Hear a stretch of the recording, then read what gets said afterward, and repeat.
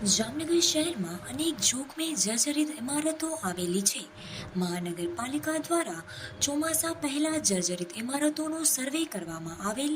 જર્જરિત ઇમારતો જોવા મળે તેની નોટિસો આપવામાં આવી છે અને ઇમારતોની સ્ટેજે લઈ જવા સૂચના આપવામાં આવી છે. તાજેતરમાં તંત્રએ 222 જેટલી ઇમારતોનો સર્વે કર્યા બાદ કુલ 147 સ્થળોએ ઇમારતોને જર્જરિત હોવાનું સામે આવ્યું હતું. ત્યારે આવી જોખમી ઇમારતના મિલકતધારકોને નોટિસ આપવામાં આવી છે.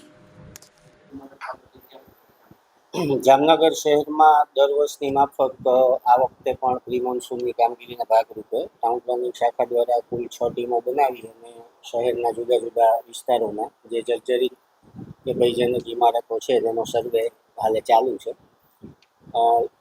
લાસ્ટ યરનું જે માસ્ટર લિસ્ટ હતું એ પ્રમાણે કુલ 208 પ્રોપર્ટીઓ હતી, જેમાંથી 61 જેટલા આસામીઓએ તેમની પ્રોપર્ટી રિપેર કરી આપેલ છે. એટલે કે કુલ 147 જગ્યાએ નોટિસો ફરીથી ઇસ્યુ કરી જાણ કરી આપવામાં આવેલ છે. આ ઉપરાંત જે નવી પ્રોપર્ટીઓ મળે છે તેને પણ પેરેલલ જાણ કરી અને 264ની નોટિસની કાર્યવાહી ચાલુ છે. જનરલી જે સર્વે કરવામાં આવે છે તેમાં કુલ 3 કેટેગરીઓ હોય છે, A, B અને C. A એટલે જે અતિ જર્જરિત હોય છે.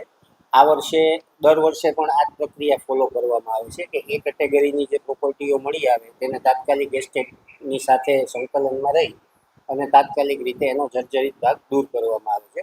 બાકીની જે બી અને સી છે તેમાં મરમ્મતથી પણ વસ્તુઓ મકાન છે રિપેરેબલ થઈ શકે છે, એટલે તે બાબતની આપણે તેમને ફરીથી જાણ કરીએ છીએ. આવાસમાં કુલ 66 બ્લોક પાડવામાં આવેલા છે, 792 જેટલા ફ્લેટ્સ થાય છે. હાઉસિંગમાં પણ 350થી વધુ લાસ્ટ યર આપણે ડિમોલિશ કરેલા છે.